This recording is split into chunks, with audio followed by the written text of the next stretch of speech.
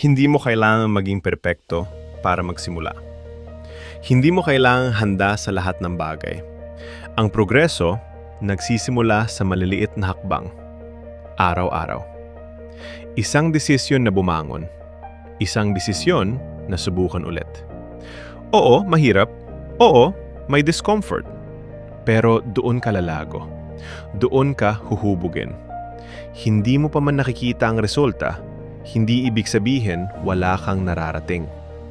May nangyayari. Unti-unti, tahimik, pero totoo. Maniwala ka sa sarili mo kahit wala pang naniniwala.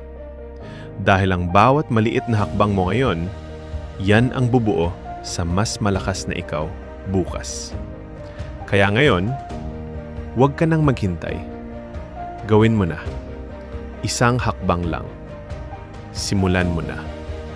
Ngayon.